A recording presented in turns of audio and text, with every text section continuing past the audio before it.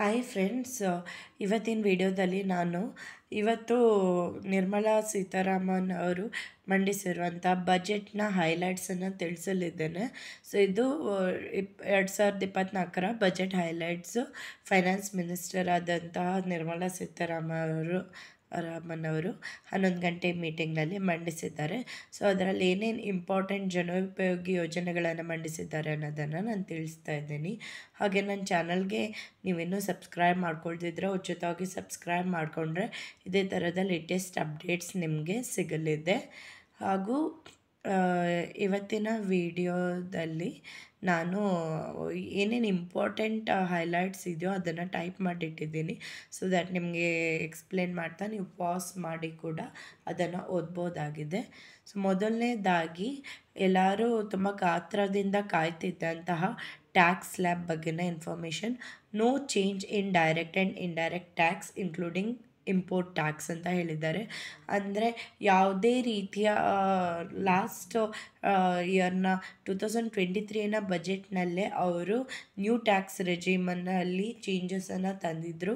ಹಾಗೂ ಅದೇ same apply ಆಗುತ್ತೆ. ಯಾವುದೇ ರೀತಿಯ ಟ್ಯಾಕ್ಸ್ ಯಾರ್ಯಾರು ತೆರಿಗೆದಾರರಿದ್ದೀರೋ ಅವರಿಗೆ ಯಾವುದೇ ರೀತಿಯ ಟ್ಯಾಕ್ಸ್ನಲ್ಲಿ ಯಾವುದೇ ರೀತಿಯ ಎಕ್ಸ್ಟ್ರಾ ಕನ್ಸೆಷನ್ ಅಥವಾ ಏನೂ ಸಿಗೋದಿಲ್ಲ. ಹಾಗೂ ಏನೇನು ಟ್ಯಾಕ್ಸ್ ಸ್ಲ್ಯಾಬ್ಸ್ ಇದೆಯೋ ಅದೇ ಸೇಮ್ ಅಪ್ಲೈ ಆಗುತ್ತೆ ಈ ಇಯರ್ ಕೂಡ. ಮತ್ತು ಇನ್ನೊಂದೇನು ಹೇಳಿದ್ದಾರೆ ಅಂದರೆ ಈ ಇಯರ್ ಕೂಡ ನೀವು ಓಲ್ಡ್ ಟ್ಯಾಕ್ಸ್ ರೆಜಿಮೆ ಅಥವಾ ನ್ಯೂ ಟ್ಯಾಕ್ಸ್ ರೆಜಿಮೆನಲ್ಲಿ ಯಾವುದನ್ನು ಬೇಕಾದರೂ ನೀವು ಚೂಸ್ ಮಾಡ್ಕೊಳ್ಬೋದು.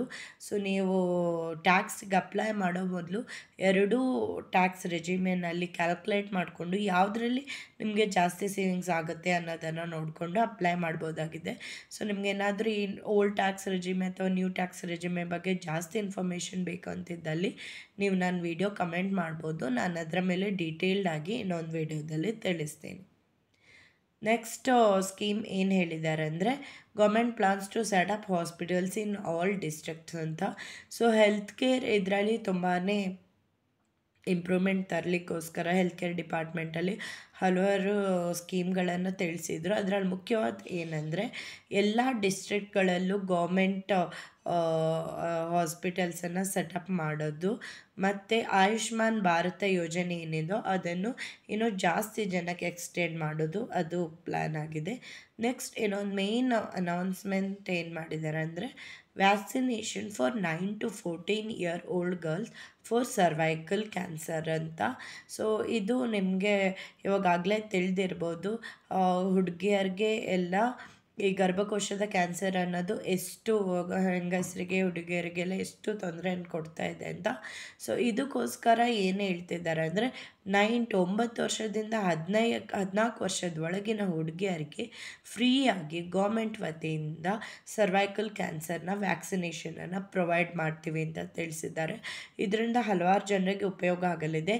ಯಾಕಂದರೆ ನೀವು ಒಂದು ಪ್ರೈವೇಟ್ ಹಾಸ್ಪಿಟಲಲ್ಲಿ ಹೋಗಿ ನೀವು ಈ ಸರ್ವೈಕಲ್ ಕ್ಯಾನ್ಸರ್ ವ್ಯಾಕ್ಸಿನೇಷನನ್ನು ಹಾಕ್ಸ್ಕೊತೀರಂದರೆ ಅದು 2-3 ಡೋಸ್ ಹಾಕ್ಸ್ಕೊಳ್ಬೇಕಾಗುತ್ತೆ ಮತ್ತು ಒಂದು ಡೋಸ್ಗೆ ನಿಮಗೆ 6,000 to 8,000 ಅಷ್ಟು ರೇಟ್ ಇರುತ್ತೆ.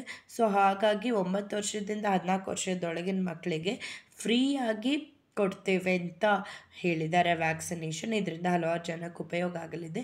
ಸೊ ಇದೇನೆಂದರೆ ಮುಂದೆ ಅವರಿಗೆ ಮದುವೆ ಆದಮೇಲೆ ಅಥವಾ ಮಕ್ಕಳಾದಮೇಲೆ ಈ ಗರ್ಭಕೋಶದ ಕ್ಯಾನ್ಸರ್ನ ಸಮಸ್ಯೆ ಬರಬಾರ್ದು ಅಂತ 9ರಿಂದ 14 ವರ್ಷ ಇರುವಾಗಲೇ ಈ ವ್ಯಾಕ್ಸಿನೇಷನನ್ನು ಕೊಡೋದು.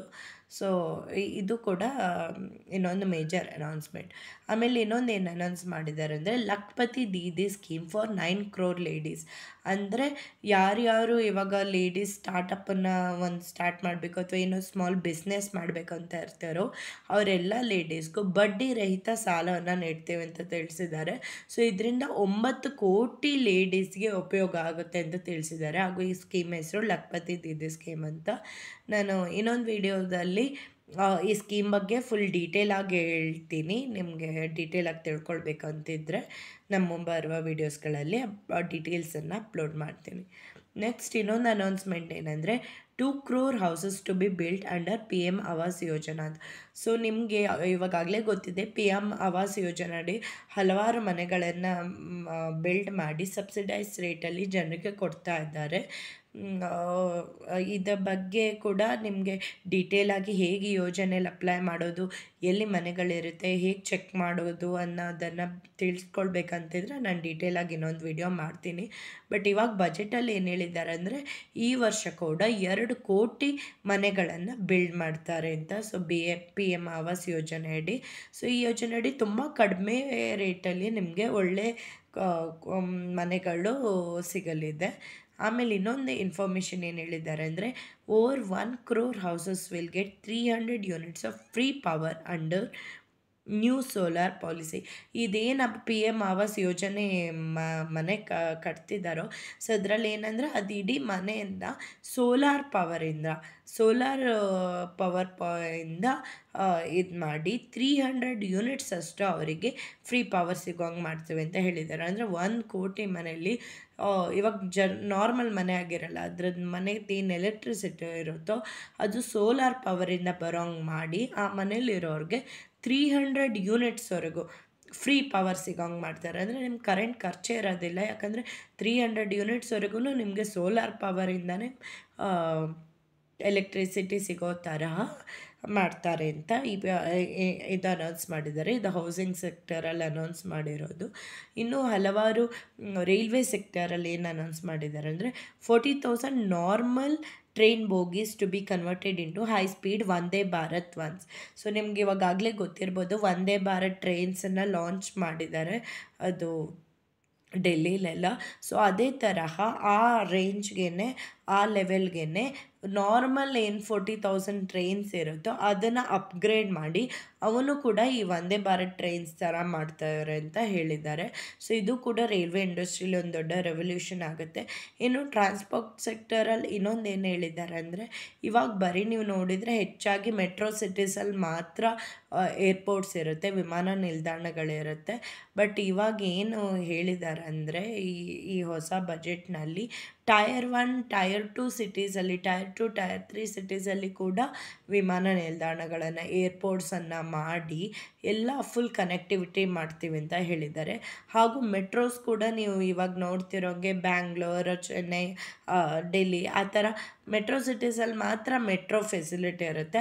ಸೊ ಅದನ್ನು ಕೂಡ ಚಿಕ್ಕ ಪುಟ್ಟ ನಗರಗಳಿಗೆ, ಅಂದರೆ ಈ ಸ್ಮಾರ್ಟ್ ಸಿಟೀಸ್ ಅಂತ ಏನು ಮಾಡ್ತಿದ್ದಾರಲ್ವ, ಅಲ್ಲೂ ಕೂಡ ಎಕ್ಸ್ಟೆಂಡ್ ಮಾಡ್ತಿದ್ದಾರೆ. ಇದನ್ನು ಕೂಡ ಟೈರ್ 2, ಟೈರ್ 3 ಸಿಟೀಸ್ನಲ್ಲಿ ಎಕ್ಸ್ಟೆಂಡ್ ಮಾಡಿ ಮೆಟ್ರೋ ಸಂಪರ್ಕ ಇಂಟರ್ ಸಿಟಿ, ಅಂದರೆ ಇವಾಗ ನೀವು ನೋಡ್ತಿದ್ರೆ ಬೆಂಗಳೂರು ಒಳಗಡೆ ಮಾತ್ರ ಅಲ್ಲ, ಬೆಂಗಳೂರಿಂದ ಬೇರೆ ಜಿಲ್ಲೆಗೆ ಹೋಗ್ಬೇಕಾದ್ರೂ ಮೆಟ್ರೋ ಕನೆಕ್ಷನ್ ಇರೋ ಥರ ಆ ಥರದ್ದು ಮಾಡ್ತೀವಿ ಅಂತ, ಇದಕ್ಕೆಲ್ಲ ಫೋಕಸ್ ಮಾಡ್ತೀವಿ ಅಂತ ತಿಳಿಸಿದ್ದಾರೆ. ಸೊ ಈ ಇನ್ಫಾರ್ಮೇಷನ್ಸ್ ಎಲ್ಲ ನಿಮಗೆ ಯೂಸ್ಫುಲ್ ಆಗಿದೆ ಅಂತ ಭಾವಿಸ್ತೀನಿ. ಏನೇ ಡೌಟ್ ಇದ್ದರೂ ಕಮೆಂಟ್ ಮಾಡಿ ತಿಳಿಸ್ಬೋದು. ಧನ್ಯವಾದಗಳು.